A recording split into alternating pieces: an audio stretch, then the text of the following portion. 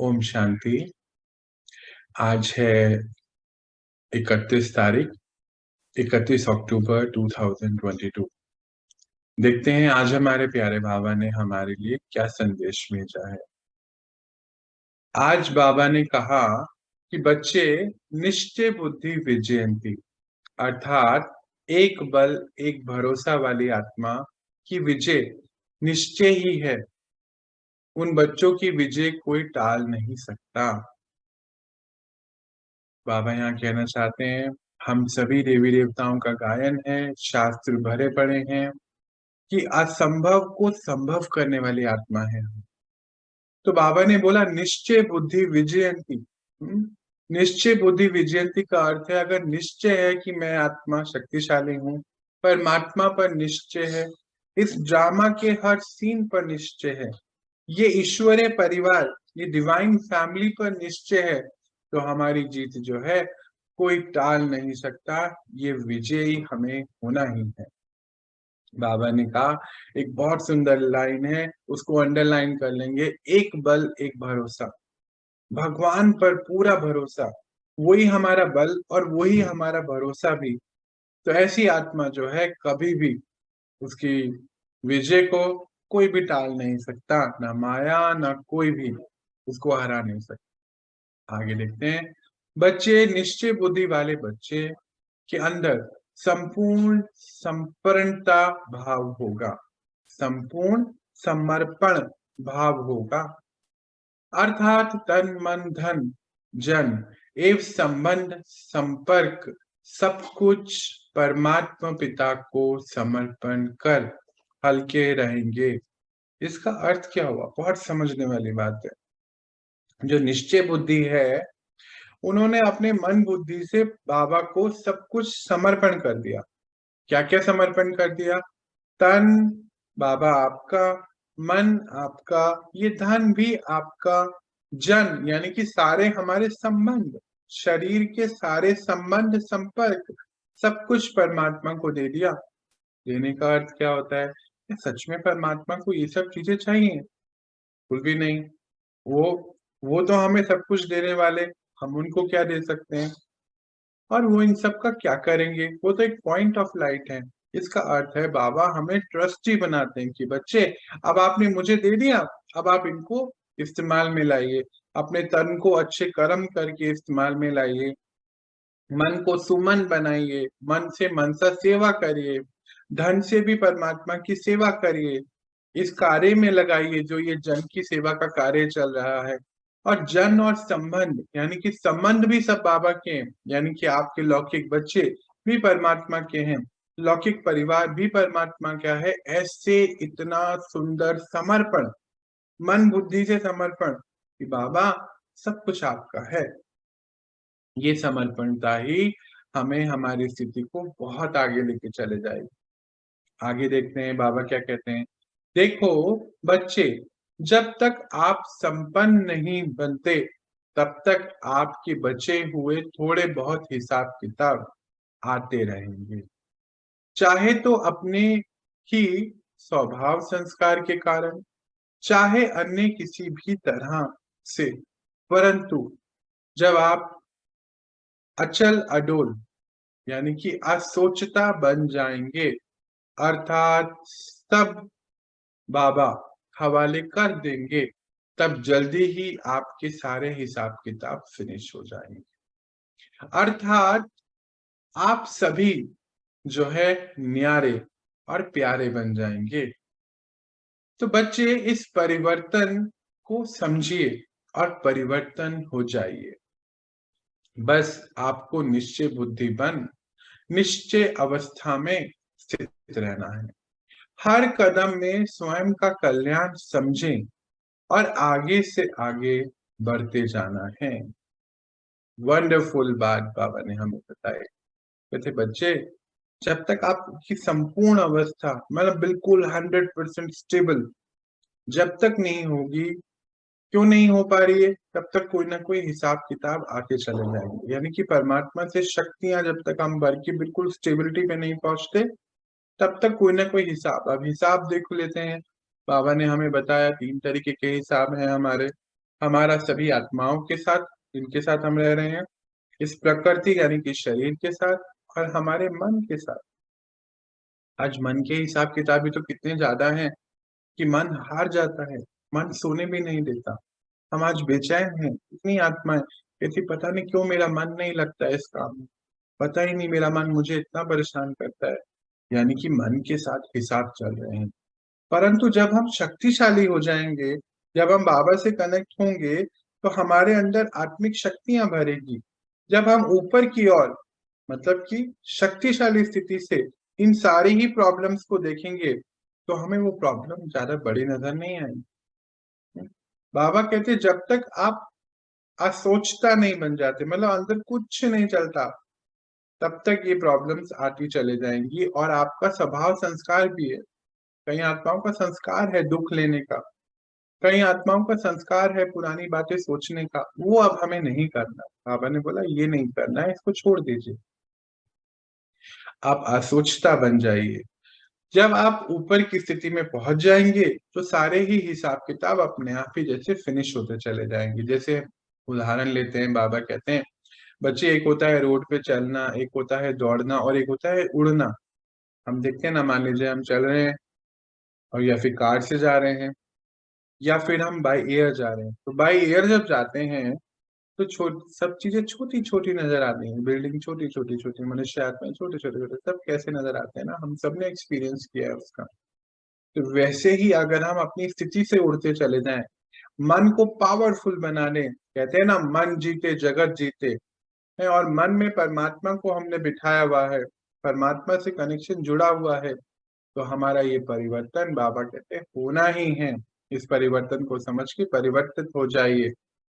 बाबा कहते हैं कि जब आप निश्चय बुद्धि बन गए, तो निश्चय की अवस्था में स्थित रहते हो, तो हर कदम आपका कल्याण ही कल्याण होना है। मतलब कुछ भी आ जाए, वो कल्याण ही होगा। कई बार हम यहाँ सोचने पे निकल पड़ते हैं, मानो हमारा कोई लॉस हो गया, फिनेंशियल लॉस हो गया, और बाबा कह रहा है कि कल्याण है। इसका अर्थ क्या है, थोड़ा सा इस पे गहराई से समझते हैं। फाइनेंशियल लॉस का अर्थ है, मानो हमारा कुछ भी घाटा हुआ, या हमसे कोई पैसे लेके चले गया, उसने हमें नहीं दिए, बाबा यहाँ कह रहा है कि तुम्हारा कल्याण है। इसका अर्थ है कि हमारा कोई प्रीवियस हिसाब किताब है उनके साथ, वो हमें चुकतू करना ही था। तो जब हमने चुकतू कर दिया, मतलब वो हमसे चले गया, इट मीन्स कि हम हल्के हो गए ना। बाबा ने क्या बोला, असोचता। ऐसे अपनी सोच को बंद करो। मानो हमारे शरीर के साथ कोई प्रॉब्लम आ जाए, तो हम सोचें बाबा कह रहे हैं तो कल्याण है हर कदम में, ये कैसे हो सकता है। देखो, हमारा प्रकृति के साथ भी तो हिसाब है ना। शरीर कहाँ से मिला, पंच तत्वों से बना है, प्रकृति से बना है। हम सुनते हैं प्रकृति और पौरुष का ये पूरा ड्रामा है। तो यानी कि हम खुश हो जाएं कि हमारा हिसाब चुकतू हो रहा है। हम कितने फॉर्चुनेट हैं कि हम इन बातों को समझ पा रहे हैं, इस जीवन में ही हम सब कुछ चुकतू करके जाएंगे। तो बाबा कहते हैं हर कदम में कल्याण छुपा है। आगे देखते हैं, बच्चे कोई भी कार्य करने से पहले उसके रिजल्ट की आशा मत रखो, क्योंकि जब कार्य से रिजल्ट आपके अनुसार, कार्य का रिजल्ट आपके अनुसार नहीं मिलता, तो या तो क्रोध आ जाता है या दिल शिकस्त हो जाते हैं, क्योंकि आपने बनी बनाई स्थिति बिगाड़ दी है या बिगाड़ दे। इसीलिए हर पल शिव बाबा के साथ रहकर हर कार्य करो, और ड्रामा पर अटल निश्चय रखो। अटल निश्चय रखने से एक तो आप अपनी सीट पर सेट हो जाएंगे, दूसरा आपके बोल में भी प्रेम और मधुरता आ जाएगी, जिससे हर आत्मा को लगेगा कि सचमुच यह देवी देवता है, और ये स्वयं भी बदल जाएंगे। क्योंकि जब ये बदल सकते हैं, तो हम भी बदल जाएंगे। वंडरफुल बात, अंडरलाइन करेंगे इस बात को। बाबा कहते हैं जब कोई भी कार्य करें तो उसके फल की चिंता ना करें, उसके फल से अटैच ना हो जाए, कोई आशा ना रखें रिजल्ट की। क्योंकि जब हम रिजल्ट से अटैच हो जाते हैं, और मानो हमारे मनो मुताबिक वो रिजल्ट नहीं आया, तो क्रोध आ जाता है, या दिल शिकस्त मतलब दिल से हार जाता है, या तो क्रोध आ गया कि क्यों नहीं हुआ, या हमसे हो ही नहीं सकता, ऐसी फीलिंग आ जाती है।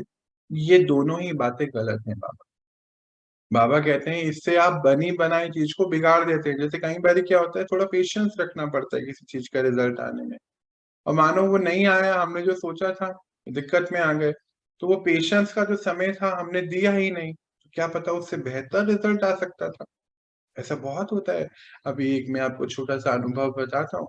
एक युवक हमारे पास आया और बहुत ही परेशान था। उसने सोचा था कोई पढ़ाई जो भी उसको पढ़नी होगी, वो पढ़ाई वो नहीं पढ़ पाया, कुछ फाइनेंशियल प्रॉब्लम्स हो गई। बहुत परेशान था, रोता रहता था कि आज 2 साल हो गए मुझे, मेरे लिए पढ़ाई का इंतजाम नहीं हो पा रहा है, मैं क्या करूंगा जीवन में। कृष्णा, हमने उसको योग में बिठाया, योग कराया, तो बोलने लगा आप मुझे बता दीजिए। तो मैंने बोला कि नहीं, आप मुझसे नहीं पूछिए। बाबा ने एक शब्द बोला, ड्रामा। आपके पास आपका रोल पूरा फिक्स है ना? कैसे, इस बात को समझ लेते हैं। जैसे मान लीजिए हम ये बात करते हैं कि सृष्टि रूपी नाटक मंच पे हम सब सुनते हैं, तो यानी कि ये सृष्टि एक नाटक चल रहा है, ये तो हम सब सुनते हैं। तो नाटक चल रहा है तो किरदार कौन है? हम सब हैं, मैं, आप सब, विश्व की हर आत्मा। हम्म। तो जब हम यहाँ पर एक एक्ट करने आए हैं, तो फिर अब आप स्कूल पे अपने आ जाइए। याद है रामलीला वाली कहानी?